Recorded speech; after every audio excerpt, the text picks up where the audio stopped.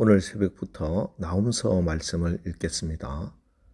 나훔 선지자는 기원전 7세기에 유다에서 예언했던 선지자로 아수르에 대해서, 아수르의 수도 니느웨에 대해서 예언한 선지자입니다. 아수르, 니느웨 하면 생각나는 선지자가 있지요. 바로 기원전 8세기 북이스라엘에서 예언했던 선지자 요나입니다. 그러니까 지금 나훔 선지자는 북이스라엘의 요나 선지자보다 100년 후의 선지자입니다. 그리고 지금은 북이스라엘이 아수르에 의해서 망한 이유입니다. 이때 하나님이 남유다의 나훔 선지자를 통해서 아수르에 대한 심판을 선언하십니다. 사실 아수르 니느웨는 100년 전에 요나를 통해서 한번 은혜를 입었던 도시였습니다. 하나님께서 요나에게 아수르의 수도 니느웨로 가서 하나님의 뜻을 전하라 하는 명령을 했지만 요나는 하나님의 명령을 거역하고 다시스로 가는 배를 탔다가 물고기 뱃속에 들어가고 하면서 우여곡절 끝에 40일이 지나면 이 성이 멸망할 것이다.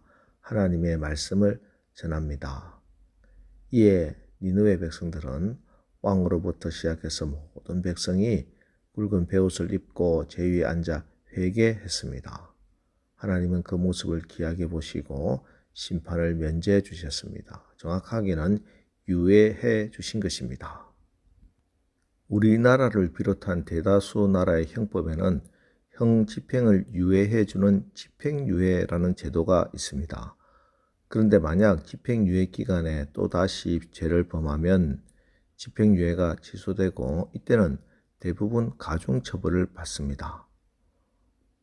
오늘 이 아수르가 바로 집행유예 기간에 더 심각한 죄를 지어 심판을 받게 되는 나라입니다. 하나님의 은혜로 심판이 유예된 니느웨가 100년이 지나는 동안 또다시 범죄합니다. 아니 오히려 더 강력한 범죄를 저질렀습니다. 그래서 이제 하나님이 나훔 선지자를 통해서 하나님의 심판을 말씀하는 겁니다. 2절과 3절을 보십시오. 여호와는 질투하시며 보복하시는 하나님이시니라. 여호와는 보복하시며 진노하시되 자기를 거스르는 자에게 여호와는 보복하시며 자기를 대적하는 자에게 진노를 품으시며 여호와는 노하기를 더디하시며 권능이 크시며 벌받을 자를 결코 내버려 두지 아니하시느니라. 여기 하나님의 성품에 대해서 전가하고 있습니다. 하나님은 반드시 진노하시고 반드시 심판하신다. 그런데 하나님은 노하기를 더디하시고 끝까지 인내하시고 참으시는 하나님이라 이렇게 말씀하고 있습니다. 니느웨는 하나님의 오래 참으시는 사랑의 은혜를 크게 입은 적이 있었습니다. 어찌 니느웨 뿐이겠습니까? 우리도 역시 그렇지 않습니까? 하나님께서 만약 우리 각 사람의 속마음과 행위를 따라서 그때마다 심판하셨다면 지금 이 자리에 하나님께 예배 드릴 수 있는 사람 단 한 사람도 없을 겁니다. 이처럼 하나님은 참고 또 길이 참고 기다려 주셨습니다. 왜요? 회개하고 돌아오라고 참고 기다리시고 인내해 주십니다. 그럼에도 불구하고 니느웨는 아니 오늘 우리도 하나님의 이 은혜에 깊게 기대어 살지 못하고 또다시 범죄하는 인생을 살고 있습니다. 이렇게 형 집행유예 기간에도 불구하고 다시 범죄하는 니느웨 또 오늘 우리에게 강력하게 경고하고 계십니다. 3절 하반절입니다. 여호와의 길은 회오리 바람과 광풍에 있고 구름은 그의 발에 티끌이로다. 여기서 여호와의 길을 회오리 바람과 광풍에 있다고 말씀하는 이유가 있는데 그것은 당시 아수르 사람들이 섬기는 신이 바람의 신, 광풍의 신 엔릴이기 때문입니다. 이 엔릴이라는 우상을 섬겼는데 그 신은 무슨 회오리 바람입니다. 그 신이 한번 훑고 지나가면 남아나는 것이 하나도 없습니다. 그런데 하나님은 그들이 섬기는 바람과 강풍의 신을 빗대어서 내가 일으키는 바람과 강풍을 너희가 한번 맞아볼 테냐? 내가 일으키는 회오리 바람과 강풍을 맞으면 남아나는 것이 하나도 없을 것이다. 이렇게 말씀하는 겁니다. 그리고 4절 그는 바다를 꾸짖어 그것을 말리시며 모든 강을 말리시나니 바산과 갈멜이 쇠하며 레바논의 꽃이 시드는도다.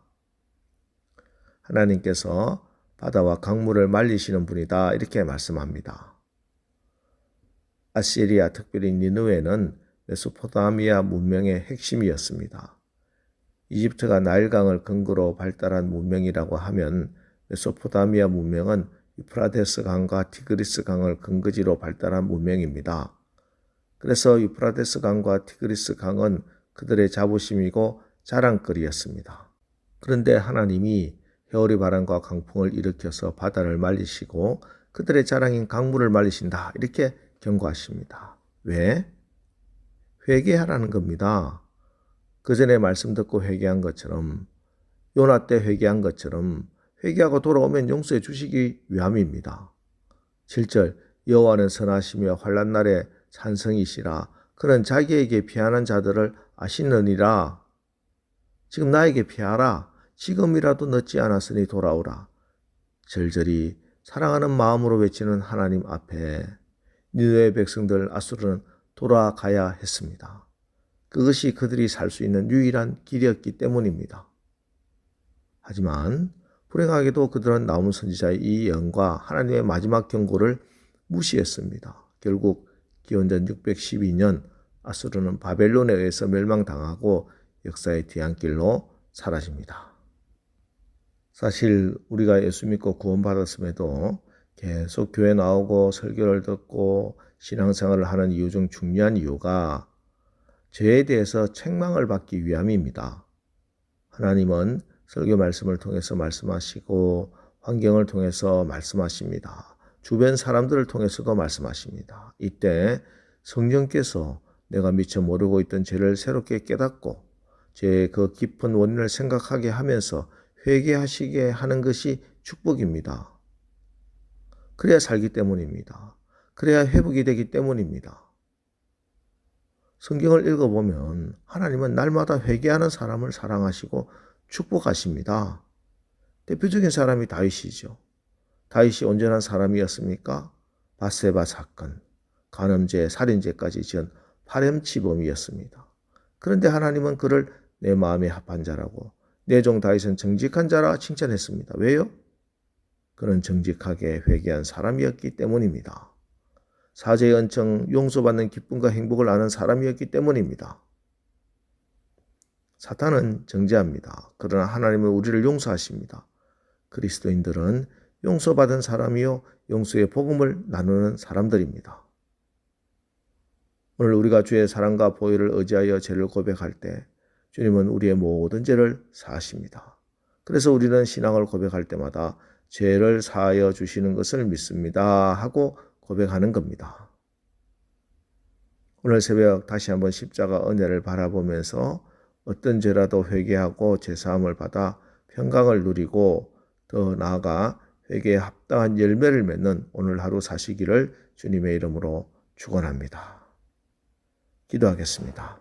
하나님, 오늘 새벽 말씀을 통해 죄에 대해서 반드시 징계하시는 공의의 하나님께서 회개하고 돌아오라고, 그래서 회개의 은총과 용서받은 기쁨으로 회개에 합당한 열매를 맺는 삶을 살라고 말씀하십니다.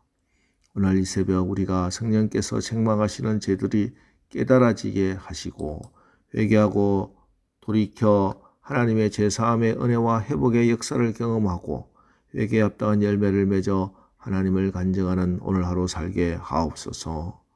예수님의 이름으로 기도합니다. 아멘. 자, 이제 오늘 말씀을 붙들고 주여 우리가 오늘 하루도 정직하게 회개함으로 하나님의 제사함의 은혜와 회복의 역사를 경험하고 간증하게 하옵소서. 우리 합심해서 기도하고 나가겠습니다. 우리 기도하겠습니다.